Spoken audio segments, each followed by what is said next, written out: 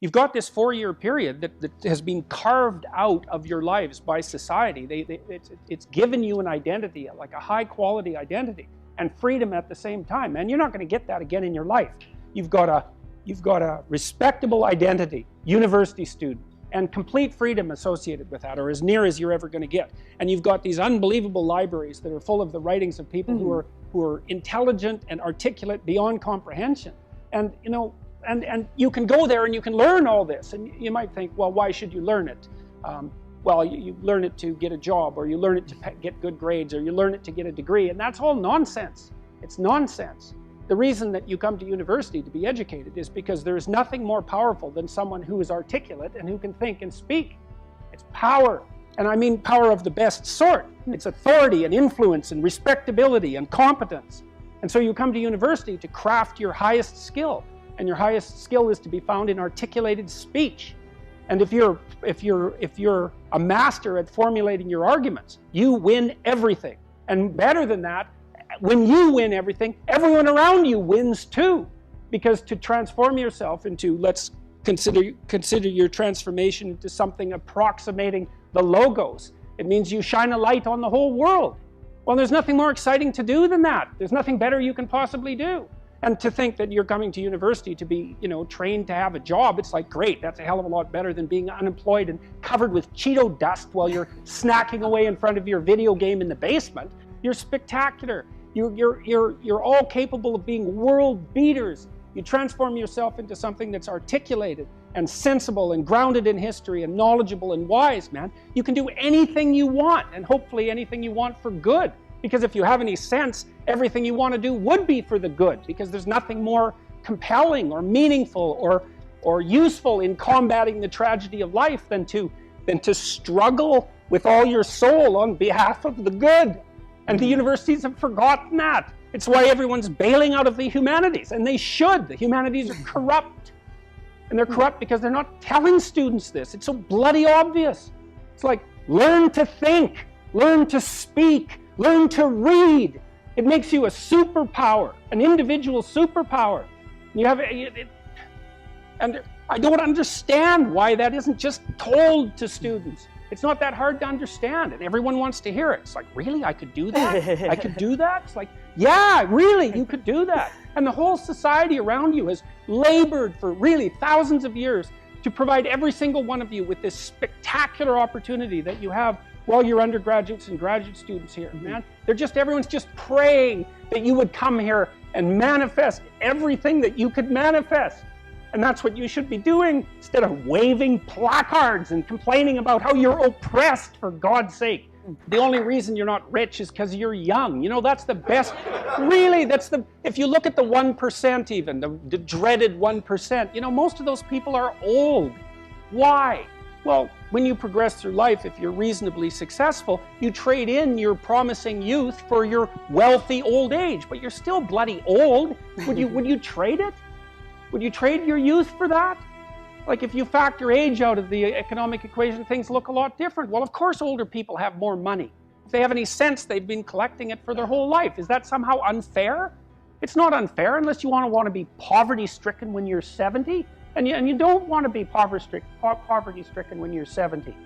So I just don't understand what's happened to the universities. I can't believe that you're not told when you come the first day, look, man, you're here on a heroic mission. You're going to take your capacity to articulate yourself to levels that are undreamed of. You're going to come out of here unstoppable. You're going to be able to do anything you want. It's like, that's what you're here for.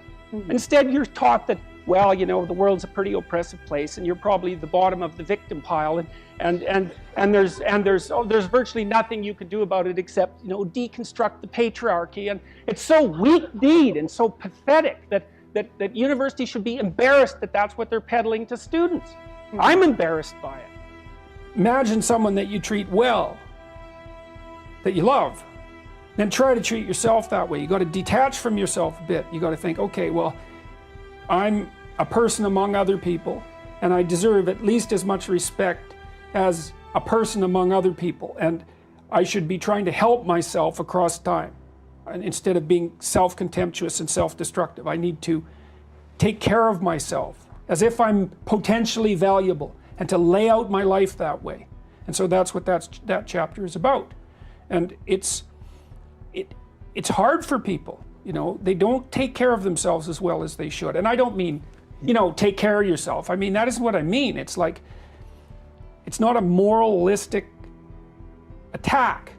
It's like, it's an encouragement to give yourself a bit of the benefit of the doubt. And it means take care of your room, take care of your things, like have some respect for yourself as a, well, I would say in some sense as a miraculous being, because that is actually what you are. There is a lot of potential within you, and there's many things that you can do, and you're necessary more than you think to the unfolding of things. Like if you make a bunch of bad decisions, things get worse, not just for you, like things get worse. And maybe way worse, like I don't know what mistakes Stalin's mother made, you know, and she probably didn't necessarily think they were that important, but it turned out they were pretty important. Mm-hmm. You don't know how your actions echo, and so it matters what you do, and so part of what you do is you want to treat yourself as if what you do matters. Okay, so if you're suffering, you are obligated in a sense to hold on to whatever rope someone throws you.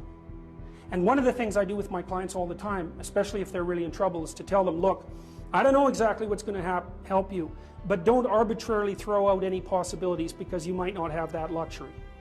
Antidepressants help a lot of people, and there are technical reasons why that's the case. So that's a simple answer. It's not relevant to what I already described, except that if you're offered a gift by your society and it works, try it. I don't care what your presuppositions are. Apart from that, lots of the time you see people who are suffering with depression, for example. There's a multitude of reasons, but I'll take one common reason. You could think about it as associated with the story of Peter Pan. Now, Peter Pan is someone who won't grow up, right? Now the problem with Peter Pan is he gets to be king, but it's king of Neverland. Neverland doesn't exist. So being king of nothing isn't that helpful. Well, one of the things that you often see with people who suffer from depression, and I'm not making a blanket statement about the cause of depression because there's lots of them, is that people who don't have enough order in their life tend to get overwhelmed. So for example, if someone comes into me and to see me and they say they're depressed, I always ask them a very standard set of questions. Do you have a job? If you don't have a job, you're really in trouble in our society. First of all, your biological rhythms tend to go off the rails right away because there's no reason to go to bed at any particular time and there's no reason to get up. And for many people, if they don't get up at the same time, they foul up the functioning of their circadian rhythms, and that's enough to make them depressed right off the bat, especially if they start napping during the afternoon. They also don't have a purpose. People aren't good without a purpose, and this isn't hypothesizing. We absolutely understand the circuitry that underlies positive emotion. When you're attending to something you're interested in and you're engaged in it, that's when you're alive. That's when life is worthwhile. It's so worthwhile that in those moments you don't even ask the question about it. The question itself goes away because the meaning that you're united with is so powerful that it can push back the adversity that would otherwise characterize life. Nietzsche said, the person who has a why can bear any how. We know how it works. Almost all the positive emotion that any of you are likely to experience in your life will not be a consequence of attaining things. It will be a consequence of seeing that things are working as you proceed towards a goal you value. That's completely different, and you need to know this because people are often stunned. For example, they finish their PhD thesis and their presupposition is that they're going to be elated for a month, and often instead they're actually depressed, and they think, oh, what the hell, I've been working on this for 7 years and I handed it in, and what do I do now? And that's what depresses them, right? It's the what do I do now? Well, they're fine if they enjoyed it, pursuing the thing. As long as it was working out, they get a lot of enthusiasm and excitement out of that because that's how our nervous systems work. Most of your positive emotion is goal pursuit emotion. If you take drugs like cocaine or amphetamine, the reason they're enjoyable is because they turn on the systems that help you pursue goals. That's why people like them. So if you don't have a job, you got no structure, that's not good. Plus, you tend not to have a point. So you're overwhelmed by chaotic lack of structure and you don't have any positive emotion. Assuming you want to get better, there's usually something you can figure out that would constitute a step towards some sort of concrete goal. And my presumption, it's a behavioral presumption fundamentally, is that small accruing gains that repeat are unbelievably powerful. You can tyrannize yourself into doing things, but I wouldn't recommend it. What I would recommend instead is that you ask yourself what you're willing to do. It's a really effective technique. It's like a meditative technique. So for example, you can get up in the morning and you can think, well, you know, I'd like to have a good day today, so I'd like to go to bed tonight without feeling guilty because I, didn't do some things I said I was going to do, and I'd like to have kind of an interesting day. So you got to fulfill my responsibilities, and I want to, enjoy the day. Then you can ask yourself, well, okay, what would I have to do in order for that to happen that I would do? And the probability, if you practice this for 3 or 4 days, is your brain will just tell you, it'll say, well, there's that piece of homework that you haven't done for like 3 weeks, you should knock that sucker off because it would only take you 10 minutes and you've been avoiding it and torturing yourself to death for, like 72 hours straight. And say, well, let's figure out what your aims are. You got to have some aims, whatever they are. And they might say, well, I'm so depressed I don't have any aims. And then I say, well, pick the least objectionable of the aims and act it out for a while and see what happens. Because sometimes your emotional systems are so fouled up that you have to pretend, you have to act the thing out before you can start to believe it.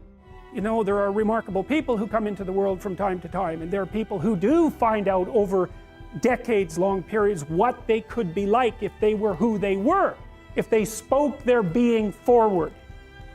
And they get stronger and stronger and stronger, and we don't know the limits to that. We do not know the limits to that. Probably running at about 51% of our capacity. You can think about this yourselves. I often ask undergraduates how many hours a day you waste or how many hours a week you waste, and the classic answer is something like 4 to 6 hours a day. Inefficient studying, watching things on YouTube that not only do you not want to watch, that you don't even care about, that make you feel horrible about watching after you're done. That's probably 4 hours right there. You think, well, that's 25 hours a week, it's 100 hours a month, that's 2.5 full work weeks, it's half a year of work weeks per year. And so if your life isn't everything it could be, you could ask yourself, well, what would happen if you just stopped wasting the opportunities that are in front of you? You'd be, who knows how much more efficient? 10 times more efficient, 20 times more efficient. That's the Pareto distribution. You have no idea how efficient people get. It's off the charts. It's not so obvious to me that people would take the meaningful path. When you say, well, nihilists suffer dreadfully because there's no meaning in their life and they still suffer. Yeah, but the advantage is they have no responsibility. So that's the payoff, and I actually think that's the motivation. Say, well, I can't help being nihilistic. All my belief systems have collapsed. It's like, yeah, maybe. Maybe you've just allowed them to collapse because it's a hell of a lot easier than acting them out. And the price you pay is some meaningless suffering, but you can always whine about that and people will feel sorry for you. If you live a pathological life, you pathologize your society. And if enough people do that, then it's hell. You're asked to outline the place you'd like to end up, which is your desired future, and also the place that you could end up if you let everything fall apart, is so that your anxiety chases you and your approach systems pull you forward. You're maximally motivated then. And it's important because otherwise you can be afraid of pursuing the things that you want to pursue, right? And that's very common. And so then the fear inhibits you as the promise pulls you forward, but it makes you weak because you're afraid. You want to get your fear behind you, pushing you. And so what you want to be is more afraid of not pursuing your goals than you are of pursuing them. Putting yourself in a challenging mind frame is much easier on you psychophysiologically because you don't go into the generalized stress response to the same degree. And you're activating your exploratory and seeking systems, which are dopaminergically mediated and that involve positive emotion. So if you can face something voluntarily rather than having it chase you, it's way better for you psychophysiologically. So that's partly why, well, it's worthwhile to go find the dragon in its lair instead of waiting for it to come and eat you. So, and especially when you also add the idea that if you go find the dragon in its lair, you might find it when it's a baby instead of a full-fledged bloody monster that is definitely going to take you down. Don't avoid small problems that you know are there. Face them, because they'll grow into big problems all by themselves. And you can think about, imagine the tax department sends you a notification. You owe them like $300. Well, that's annoying. Maybe you don't even want to open the letter. Or maybe if you do, you just put it on the shelf. But that damn thing doesn't just sit there like a piece of paper on the shelf, right? You ignore that for 5 or 6 years, it's going to become attached to all sorts of horrible things. And if you ignore it long enough, you get the idea. it's going to turn into something that is completely unlike the little piece of paper that it's written on. And many problems in life are like that. You'll see that they pop their ugly little head up, and you know, and you might want to turn away. You might not want to think about it, which is the easiest way of turning away, right? You just don't attend to it. You know, if you could have your life the way you wanted it in 3 to 5 years, if you were taking care of yourself properly, you know, what would you want from your friendships? What would you want from your intimate relationship? How would you like to structure your family? What do you want for your career? Well, how are you going to use your time outside of your job? And how are you going to regulate your mental and physical health, and maybe also your drug and alcohol use, because that's a good place to auger down, you know, because alcoholism, for example, wipes out, you know, 5 to 10% of people. So you want to keep that under control. And then so maybe, you know, you develop a vision of what you would like your life to be, and that associates the goal. Well, once the goal is established, and then you break down the goal into microprocesses that you can implement, the microprocesses become rewarding in relation to their causal association with the goal, and that tangles in your incentive reward system, and that's the thing that keeps you moving forward. And the way it works is that it works better if it produces positive emotion when it can see you moving towards a valued goal. Okay, well, what's the implication of that? Better have a valued goal, because otherwise you can't get any positive motivation working out. And so the more valuable the goal, in principle, the more the microprocesses associated with that goal start to take on a positive charge. And so what that means is, well, you get up in the morning and you're excited about the day, you're ready to go. And so as far as I can tell, what you do is you specify your long-term ideal.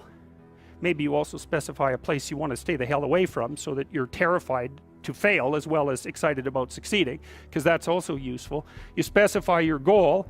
You do that in some sense as a unique individual. You want to specify goals that make you say, oh, if that could happen as a consequence of my efforts, it would clearly be worthwhile. Because the question always is, why do something? Because doing nothing is easy. You just sit there and you don't do anything. That's real easy. The question is, why would you ever do anything? And the answer to that has to be because you've determined by some means that it's worthwhile. Number one, specify your damn goals, because how are you going to hit something if you don't know what it is? That isn't going to happen.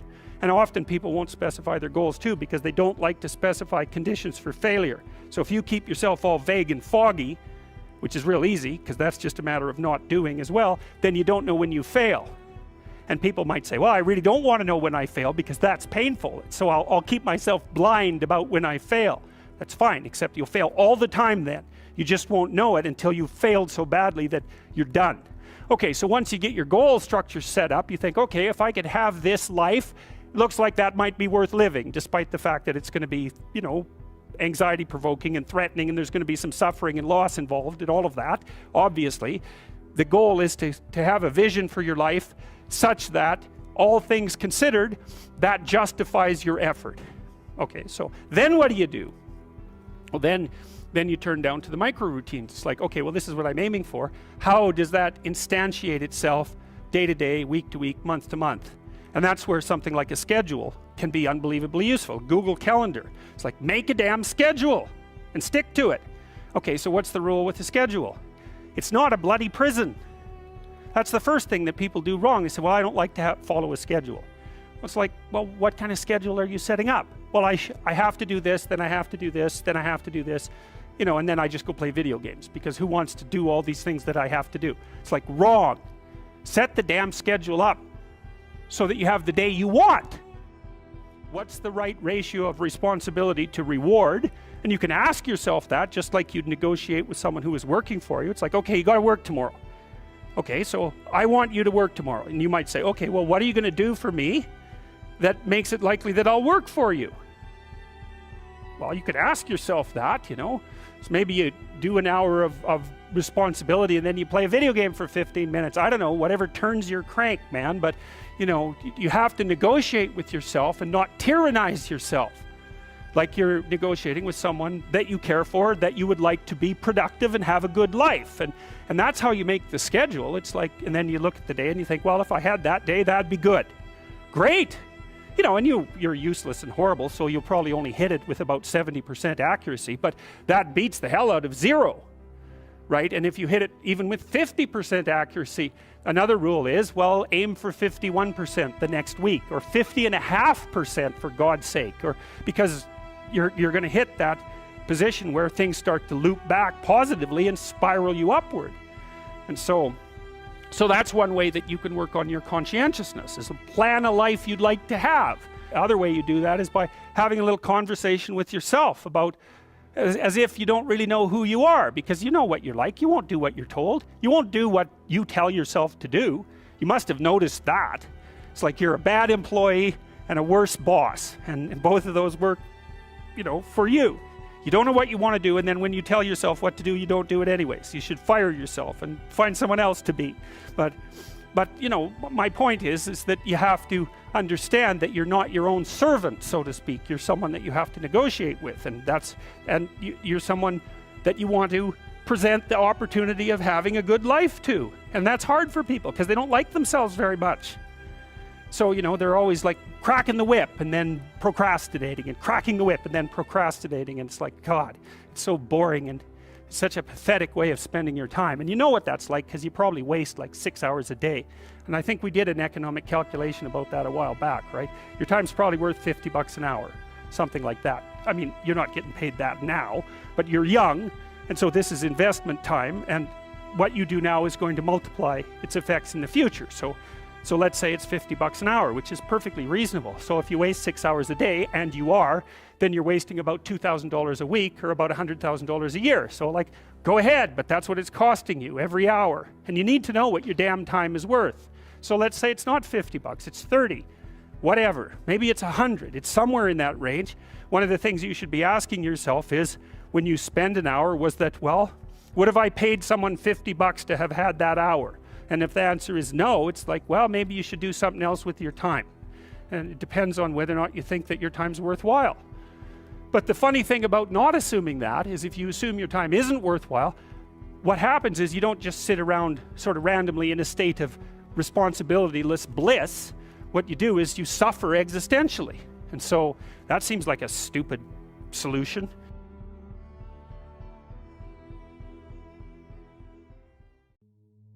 A damn schedule and stick to it. Okay, so what's the rule with the schedule? It's not a bloody prison. That's the first thing that people do wrong. They say, well, I don't like to follow a schedule. Well, it's like, well, what kind of schedule are you setting up? Well, I have to do this, then I have to do this, then I have to do this, and then I just go play video games, because who wants to do all these things that I have to do? It's like, wrong. Set the damn schedule up so that you have the day you want. That's the trick. It's like, okay, I've got tomorrow. If I was going to set it up so it was the best possible day I could have, practically speaking, what would it look like? Well, then you schedule that. And obviously there's a bit of responsibility that's going to go along with that, because if you have any sense, one of the things that you're going to insist upon is that at the end of the day, you're not in worse shape than you were than at the beginning of the day, right? Because that's a stupid day. If you have a bunch of those in a row, you just dig, you dig yourself a hole and then you bury yourself in it. It's like, sorry, that's just not a good strategy. It's a bad strategy. So maybe 20% of your day has to be responsibility and obligation, or maybe it's more than that, depending on how far behind you are. But even that, you can ask yourself, okay, well, I've got these responsibilities. I have to schedule the damn things in. What's the right ratio of responsibility to reward? And you can ask yourself that, just like you'd negotiate with someone who is working for you. It's like, okay, you got to work tomorrow. Okay, so I want you to work tomorrow. And you might say, okay, well, what are you going to do for me that makes it likely that I'll work for you? Well, you could ask yourself that, So maybe you do an hour of responsibility and then you play a video game for 15 minutes. I don't know, whatever turns your crank, man. But, you have to negotiate with yourself and not tyrannize yourself. Like you're negotiating with someone that you care for, that you would like to be productive and have a good life. And that's how you make the schedule. It's like, and then you look at the day and you think, well, if I had that day, that'd be good. Great.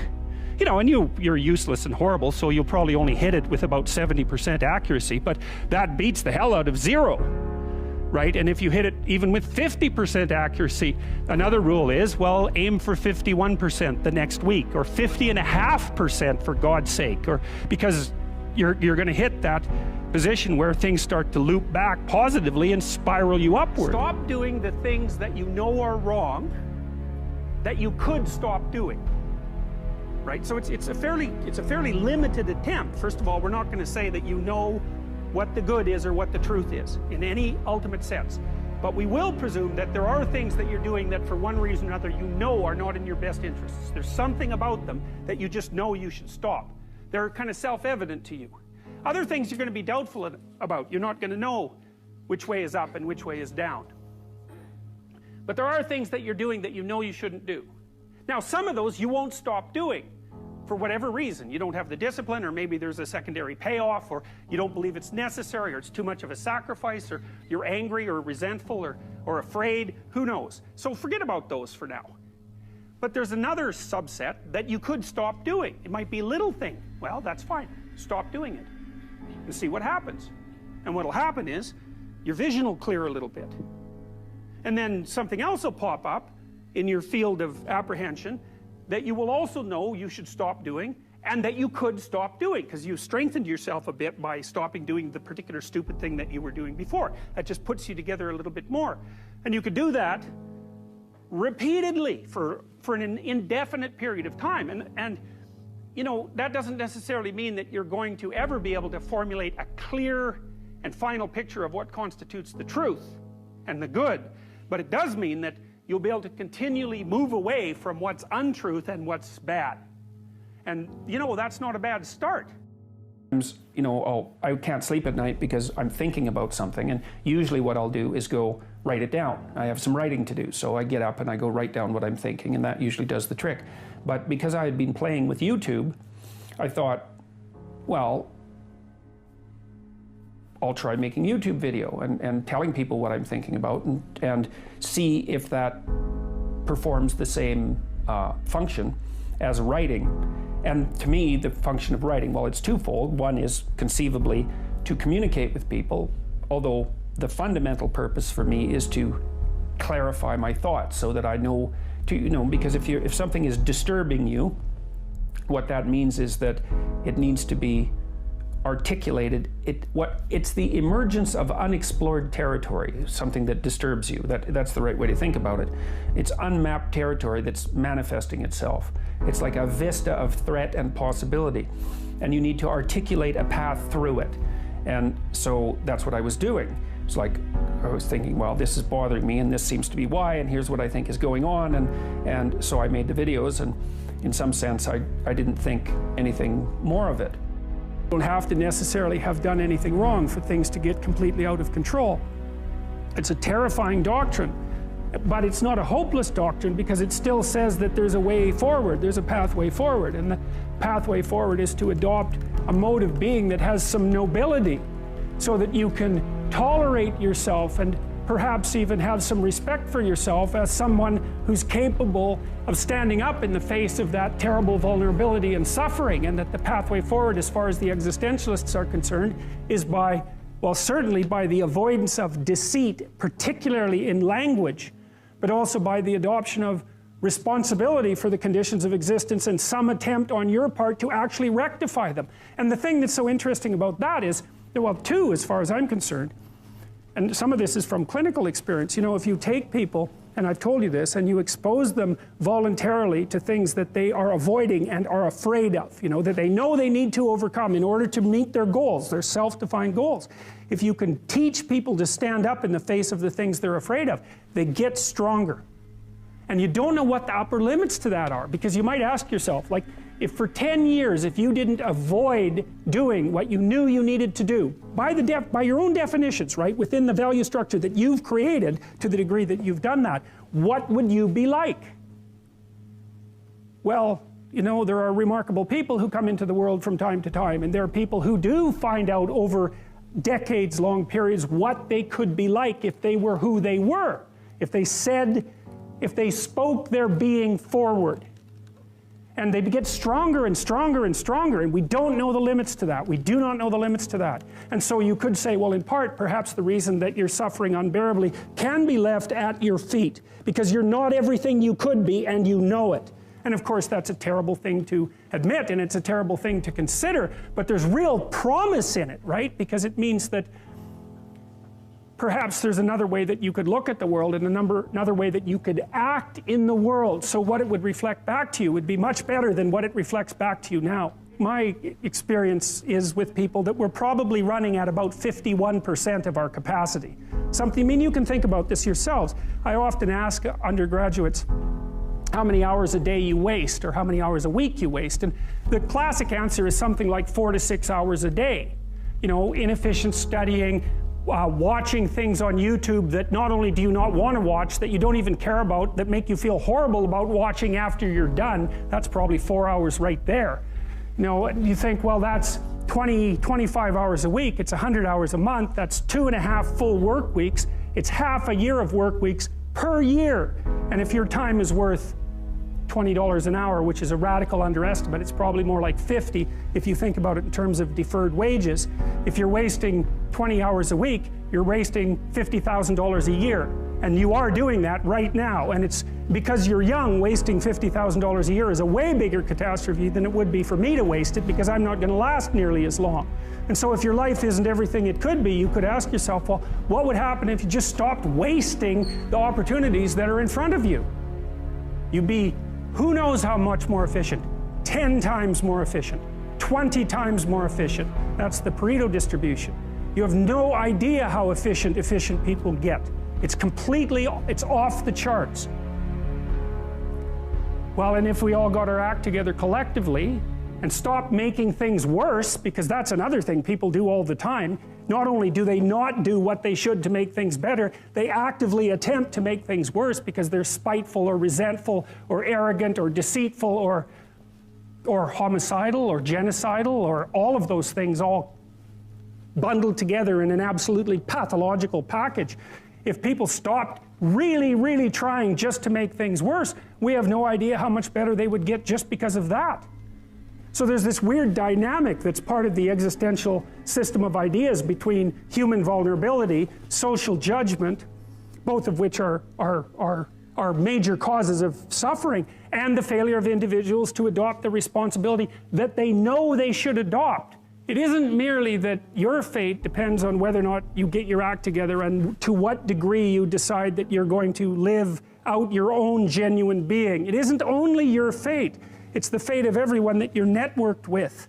And so, you know, you think, well, there's 9 billion, 7 billion people in the world. We're going to peak at about 9 billion, by the way, and then it'll decline rapidly, but 7 billion people in the world, and who are you? You're just one little dust mote among that 7 billion, and so it really doesn't matter what you do or don't do, but that's simply not the case. It's the wrong model, because you're at the center of a network. You're a node in a network. Of course, that's even more true now that we have social media. You'll know 1,000 people, at least, over the course of your life. And they'll know 1,000 people each, and that puts you one person away from 1 million, and 2 persons away from 1 billion. And so that's how you're connected. And the things you do, they're like dropping a stone in a pond. The ripples move outward, and they affect things in ways that you can't fully comprehend. And it means that the things that you do and that you don't do are far more important than you think. And so if you act that way, of course, the terror of realizing that is that it actually starts to matter what you do. And you might say, well, that's better than living a meaningless existence. It's better for it to matter. But I mean, if you really asked yourself, would you be so sure if you had the choice? I can live with no responsibility whatsoever. The price I pay is that nothing matters. Or I can reverse it and everything matters. But I have to take the responsibility that's associated with that. It's not so obvious to me that people would take the meaningful path. You know, when you say, well, nihilists suffer dreadfully because there's no meaning in their life, and they still suffer. Yeah, but the advantage is they have no responsibility. So that's the payoff, and I actually think that's the motivation. Say, well, I can't help being nihilistic. All my belief systems have collapsed. It's like, yeah, maybe. Maybe you've just allowed them to collapse because it's a hell of a lot easier than acting them out.